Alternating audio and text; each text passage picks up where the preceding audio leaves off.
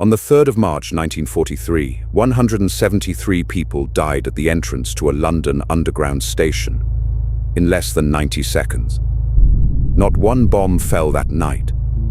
Not one enemy aircraft crossed the sky over Bethnal Green.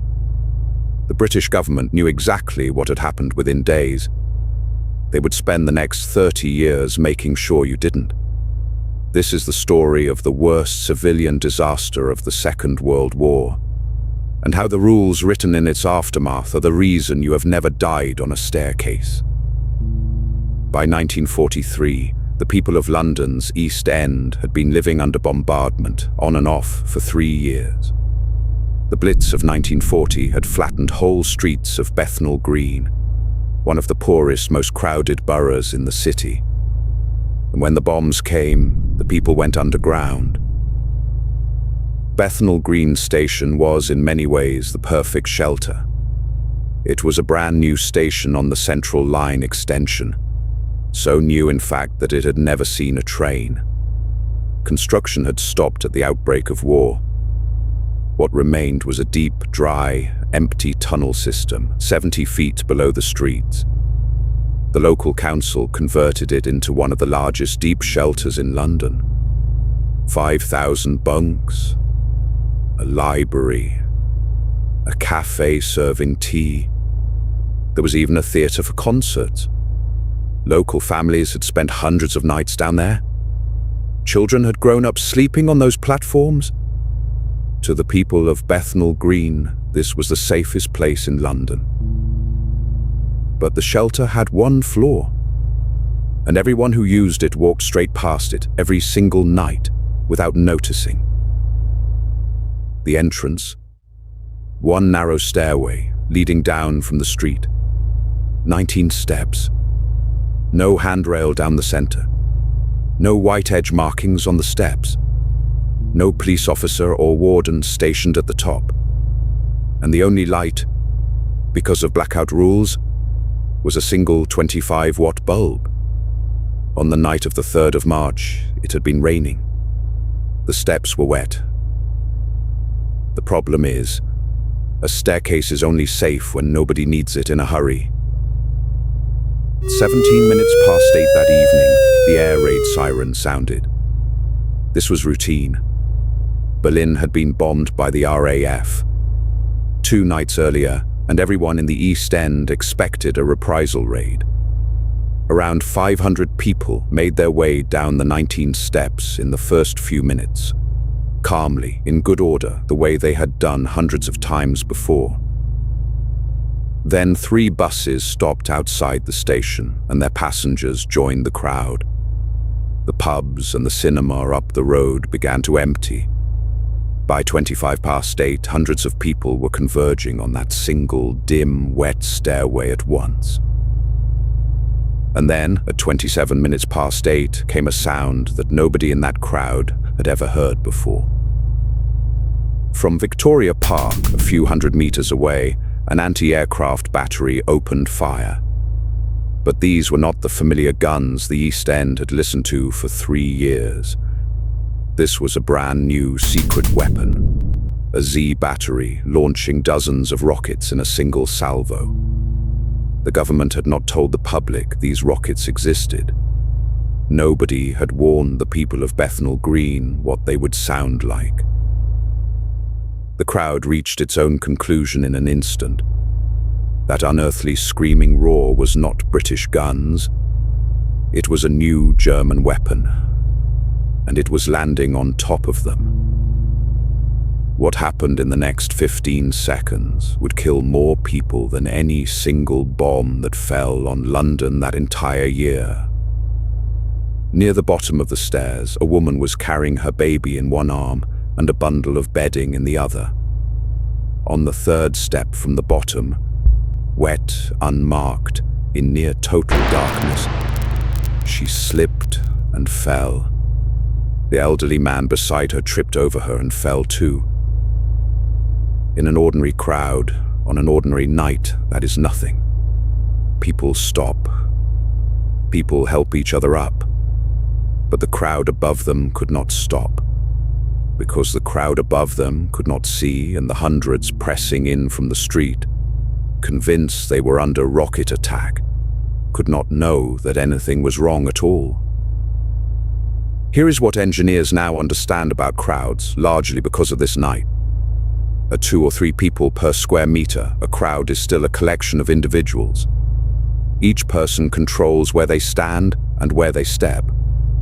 But push the density past 5 people per square meter and something changes.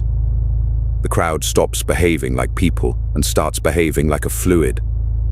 Pressure applied at one end travels through it like a wave. Nobody in that stairwell pushed.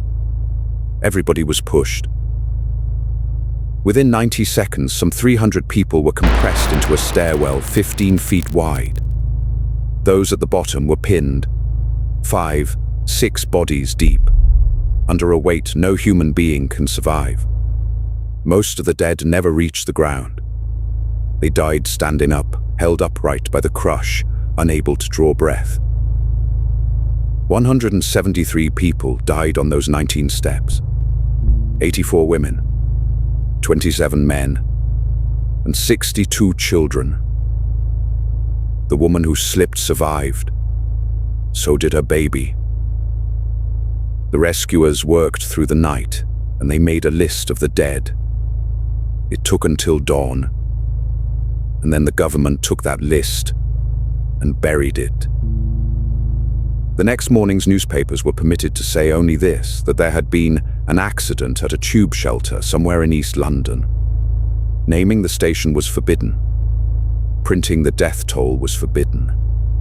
The censors argued the Germans must not learn how effective a panic could be.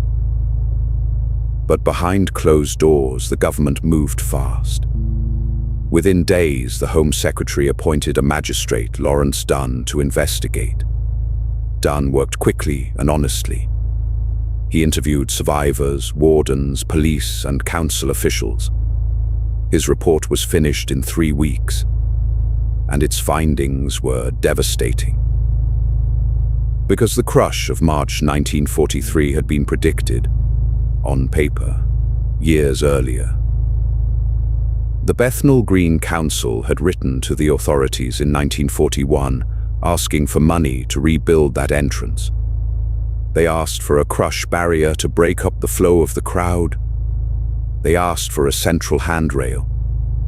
They were refused. The work was judged an unnecessary expense. Dunn's report laid the chain of failure out plainly. A dangerous entrance, known to be dangerous, left dark and unguarded at the mouth of a shelter for thousands, and a secret weapon fired without warning into the ears of a frightened city. Churchill's cabinet read the report, and then they suppressed it. The official reasoning was morale. The full report was not published until 1946, after the war had ended. Quietly, with no ceremony. Survivors had been discouraged from speaking under wartime secrecy rules. Some families went decades without being told how their children had actually died. And there is one more detail history nearly lost. In 1944, a widow named Annie Baker sued the council over the deaths of her husband and daughter. Oh, and she won. The court found the council liable for that staircase. The government kept that quiet too. For 30 years, the disaster at Bethnal Green existed as little more than a rumor. A story EastEnders told and officials declined to confirm. So what did 173 deaths buy? Look at any public stairway built since the war, and you can read the Dunn report in its architecture. Central handrails, so that no crowd descends as a single unbroken mass. Minimum lighting standards. White markings on the edge of every step. Crush barriers at the entrances to stations and stadiums, forcing a crowd to slow and divide before it ever reaches a bottleneck. And the study of crowd flow itself, the physics of how people move under pressure, began its life as an engineering discipline in the aftermath of nights like this one.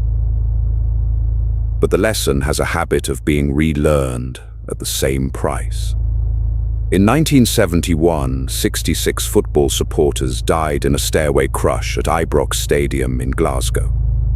In 1989, 96 died at Hillsborough. Each time, the inquiries found what Dunn had found: warnings on paper, money refused, and a crowd that behaved exactly the way crowds always behave. At Bethnal Green, it took 74 years to build a memorial. A bronze staircase, inverted, above the entrance where it happened, unveiled in 2017 and paid for not by the government, but by the survivors' families themselves. They called it the Stairway to Heaven. 173 people died on 19 steps. The rules written afterward have been quietly saving lives on every staircase you have used since. That is the pattern this channel exists to document. The safety rules are written in blood. And usually it is blood that somebody was warned about first. If you want the next story, it is the Sunshine Mine. 91 men, a mile underground, and a fire that nobody could find. Subscribe, and I will see you there.